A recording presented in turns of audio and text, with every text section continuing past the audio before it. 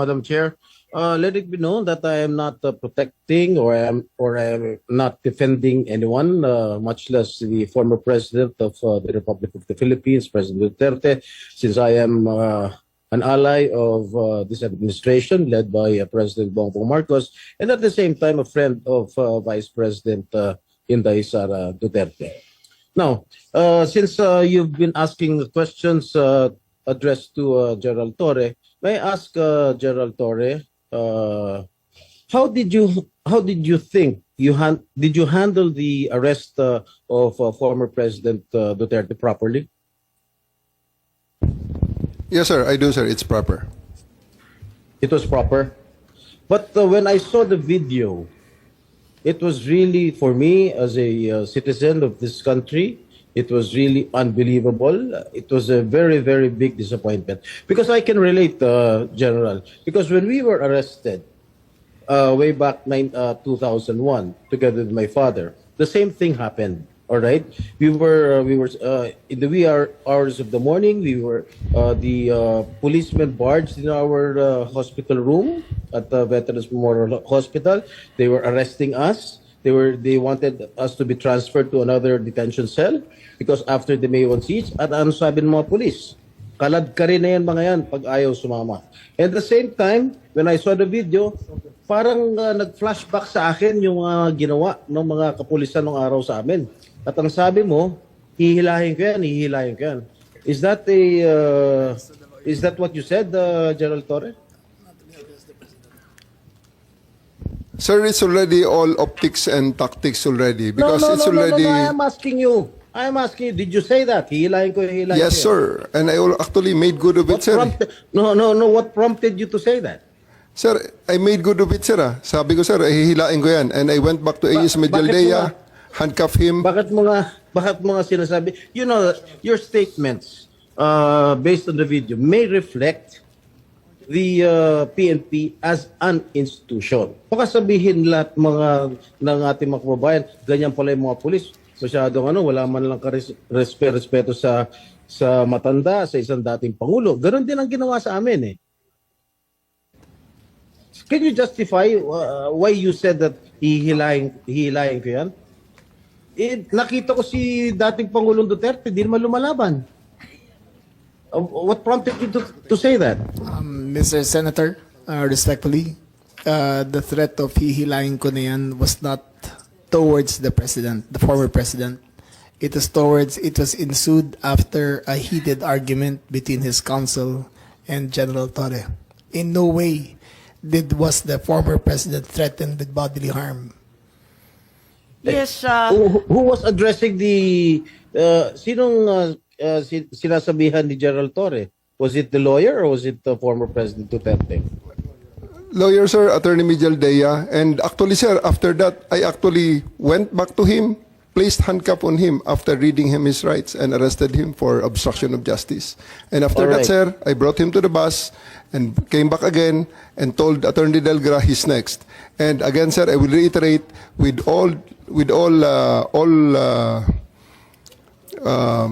all credits goes to the former president because after he saw that I'm already very, very serious in bringing him into the plane, he said, okay, let's go. And I told Romy, the PSG, to just escort him and he went voluntarily to the bus that brought him to the plane.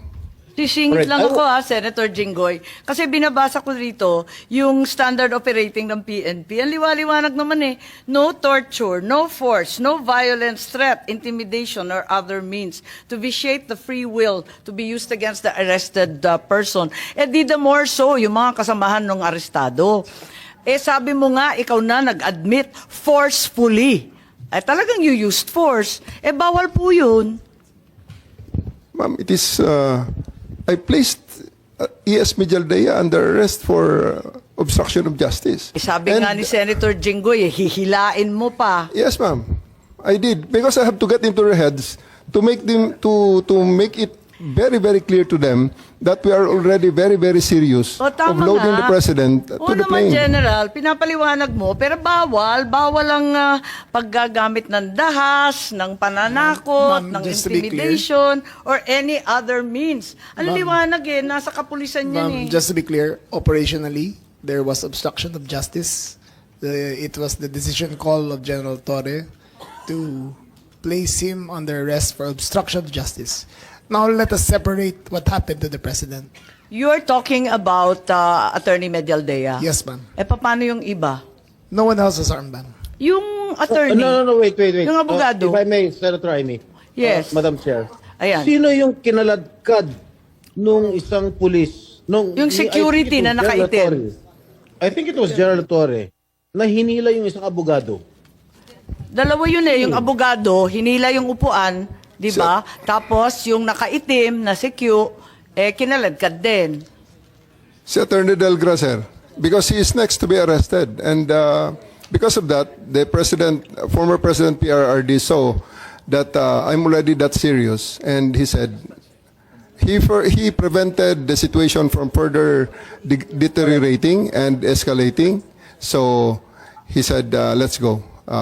Isn't he entitled to a counsel of his choice, General? Yes, sir. For 12 hours, he was there. Oh. Can't he speak to his client? Bigla nyo na lang...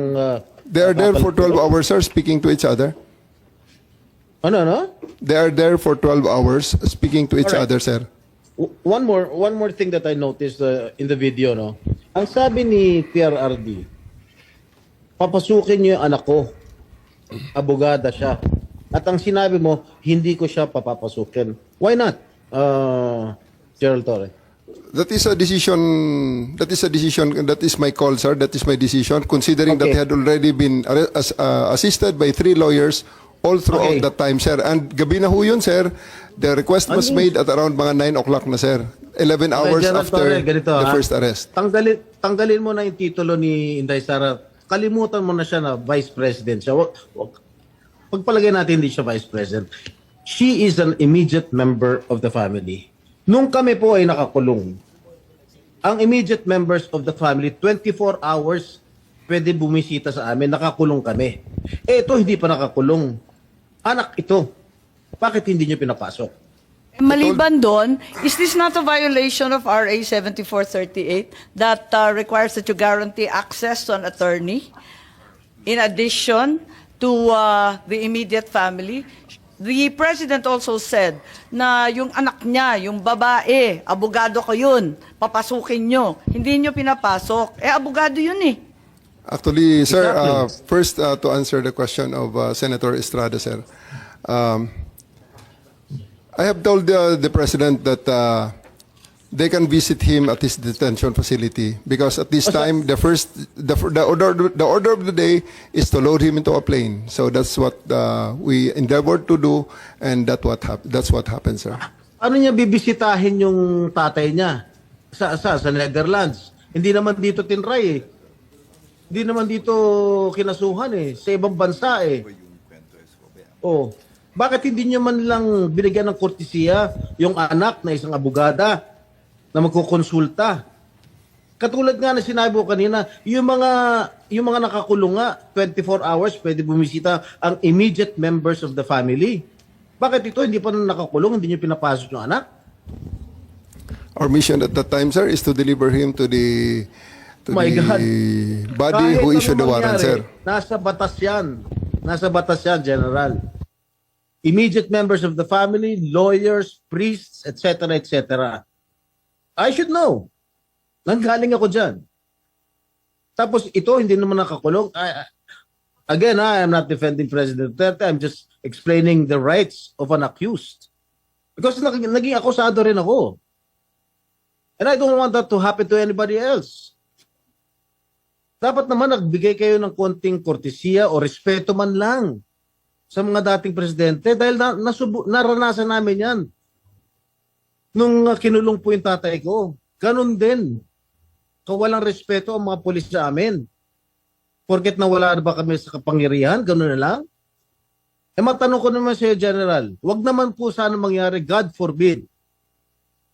Sa pag sinapit ng ni President, pag sumapit ng ganitong sitwasyon si Presidente Marcos, gagawin mo rin ba yon sa kanya? I hope not.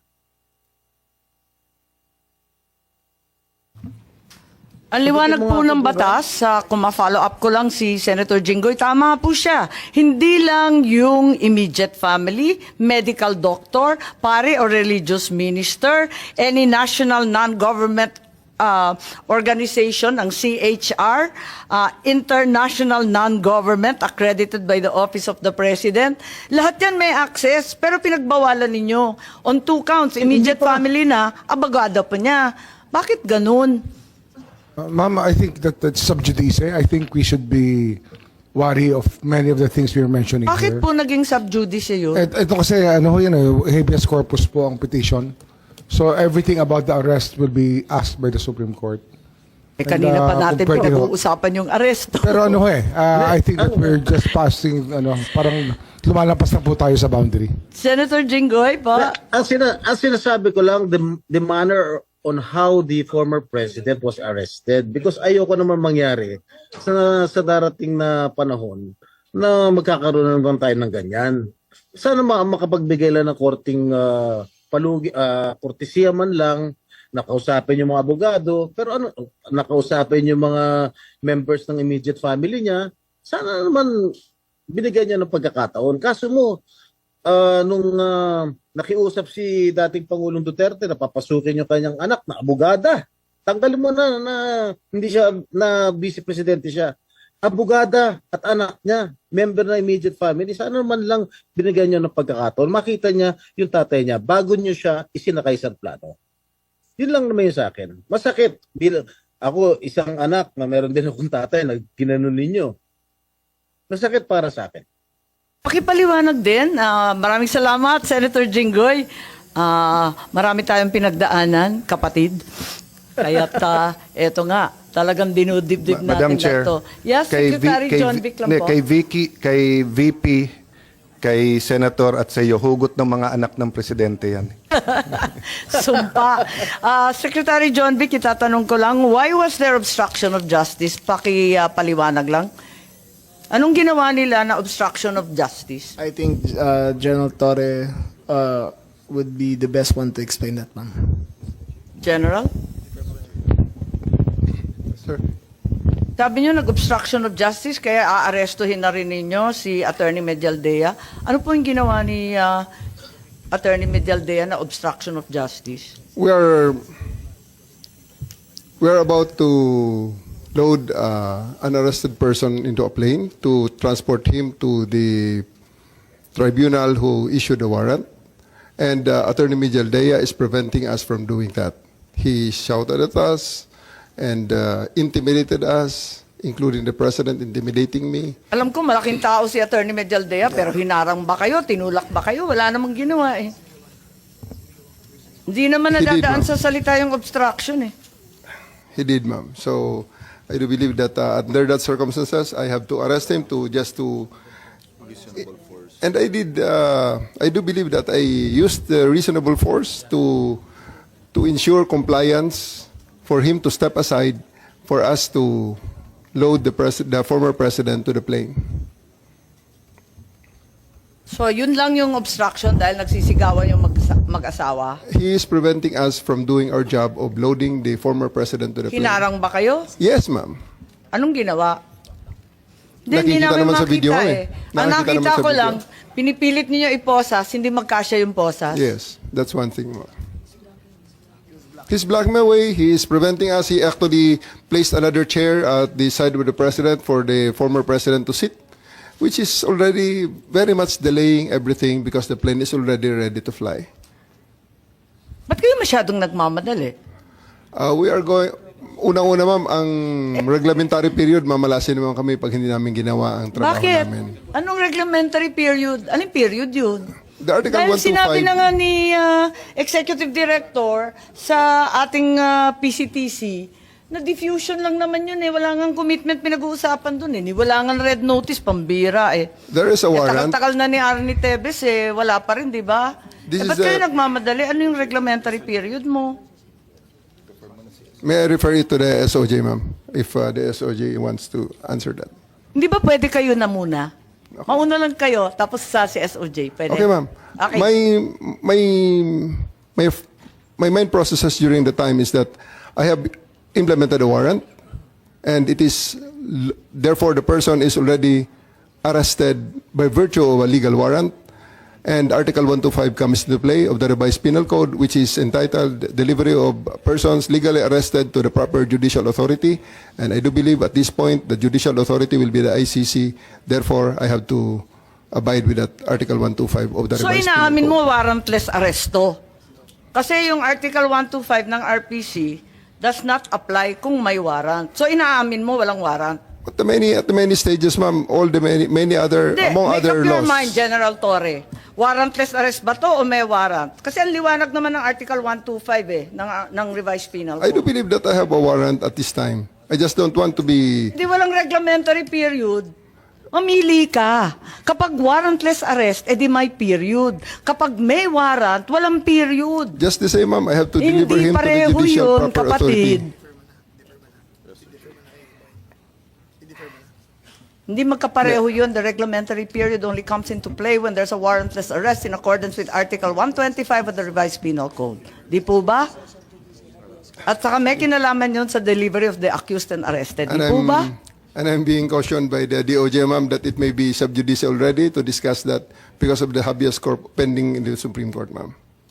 Pati ba naman ng revised penal code, naging executive session, pambihirang buhay ito. Okay. Senator Cayetano? Ma'am, can I have a few questions, baka 10 to 15 minutes and a short introduction lang. Okay.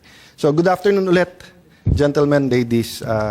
Pasensya niyo yung aking introduction. I'm not imposing this on you.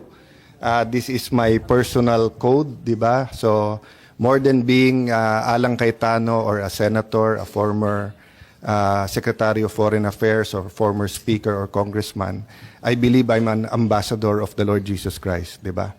So, I'm not imposing that on anyone, but our USEC here will tell you, ambassadors don't have opinions. Kung ano ang sinabi ng principal nila, yun ang iyong opinion. Hindi ka pwede magsariling opinion. So when we pray, yung Lord's Prayer na, your kingdom come here on earth as it is on heaven, you're actually aligning your government and your culture with God's culture, di ba? And God's purpose. Yung pinakasimple is do good or promote good, prevent evil. Parang sa police din, Sir Marbil, di ba, na prevent evil, do good. Saan nagkakatalo? Nagkakatalo dun sa mga pro-Duterte na the drug war was a war for peace and order. It was a war because many pushers and to certain effect addicts who committed crimes were making people unsafe. So to those who are supportive of that, they're doing God's will of promoting good. Doon naman sa human rights activists, ang ano nila, accountability. So kahit yan ay pusher or addict, hindi dapat patayin na lang or EJK. Wala tayong complication if Duterte was more like FVR or more like Pinoy because his language was more diplomatic. So you wouldn't hear FVR despite being a distinguished soldier, one of the founders ng special forces, 'di ba, ng even sa police, 'di ba? So pero kasi si President Duterte may lengguwahe, pag lumaban patayin niyo yan. His explanation is that yun kasi naiintindihan ng kriminal. Pero ang police, aral yan, so alam nila tama't mali. So if you looked at the videos when I was foreign minister, I had nothing to do with operations, but part to nung explaining to the world what was happening, and part to nung communications.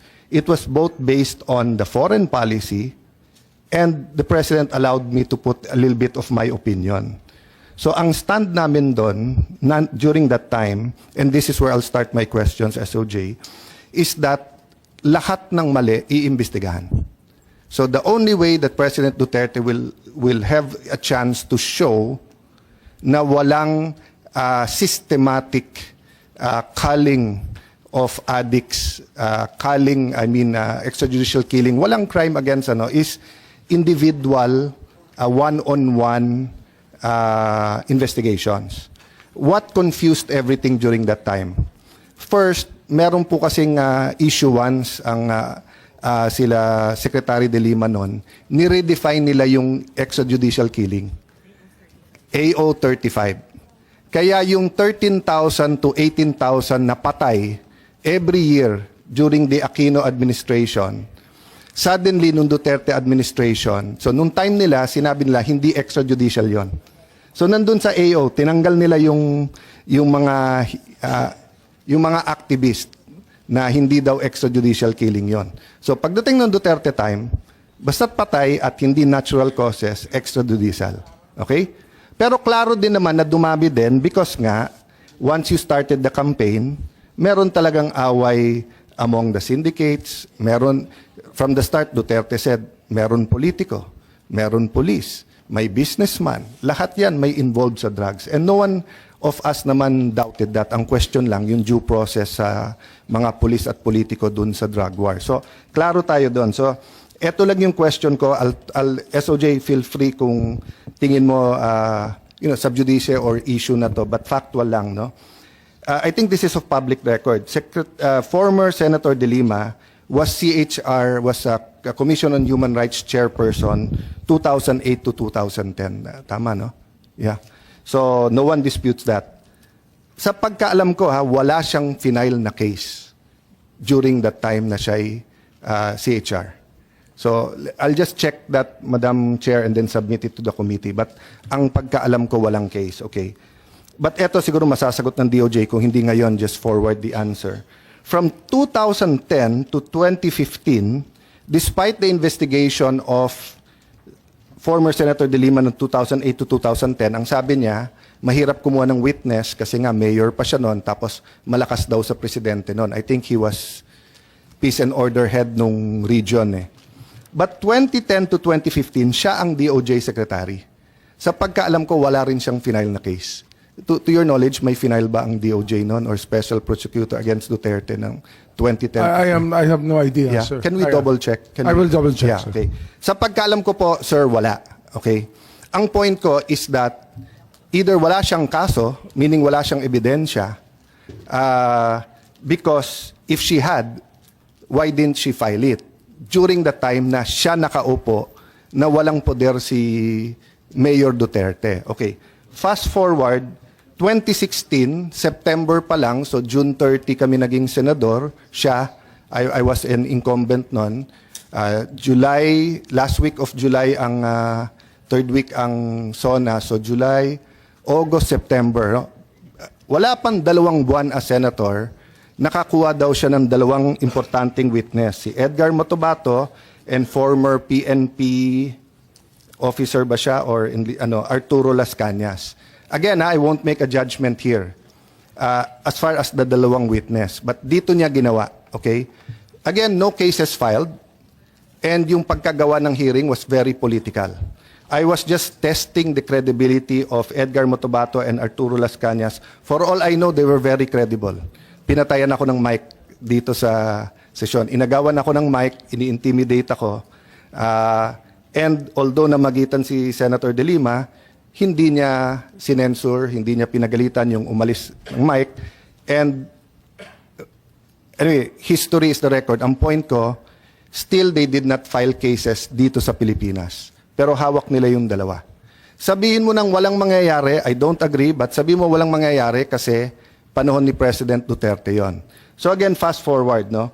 From 2022, June 30, when President Marcos took over in Marcos administration, to present, do you know of cases filed against President Duterte, whether it's murder or crimes against in the Philippines? I think Senator Sonny Trillanes filed cases. Okay. So meron. But this went to the office of the Prosecutor General, who immediately forwarded the said cases without going to my office to the Ombudsman. And there, it's already, it was locked in there already. It never went back to us. So as we're discussing naman SOJ, this is factual lang naman, di ba? May case ba, wala? We're not making judgments dun sa cases. But ang point ko kasi, kung walang case, bakit? Kasi kung walang ebidensya, no point for ICC to take it up. Kasi wala ngang ebidensya. If it's because hindi matry dito,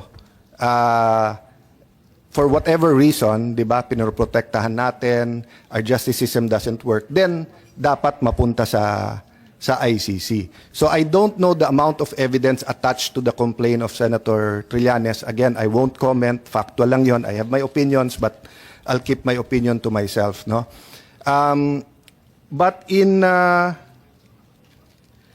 June 24, 2022, so ano pa to? Duterte pa to, no? Kasi June 30 pa ang Marcos, di ba? Nag-file ang Solgen sa ICC ng deferral request. So you're aware of this. Okay. So tignan na lang nasa page 315, no? Kasi can I have the ayan sa ICC? I think you talked about jurisdiction but hindi nagsentro sa Article 17 din pero sa ICC hindi dun sa batas natin. Okay. So I think the deferral was based on 18-2. So just for the record ng mabilis lang, I haven't even read that yet but just for us understanding and then baka makatulong not necessarily on what side but makatulong sa Supreme Court, no. Okay, Article 17, issues of admissibility. Having regard to paragraph 10 of the preamble of Article 1, the court shall determine that a case is inadmissible where, okay, ICC to, Rome Statute, which we ratified and then we withdrew, no? Sabi A, the case is being investigated or prosecuted by a state which has jurisdiction over it, unless the state is unwilling or unable genuinely to carry out the investigation of prosecution. So again, SOJ, I won't put you on the spot, but for me, 2008 to 2010, hindi naman unwilling at hindi naman unable to carry out yung state. This was the time of President Arroyo. 2010 to 2016, to be fair, niratify yung ICC 2011 pa. So, naging effective 2011. So, wala na yung 2010. But for me, 2010, 2011, ganyan, hindi unwilling ang state. In fact, pumirma nga sa ICC, hindi rin unable yung state. Wala lang talagang final.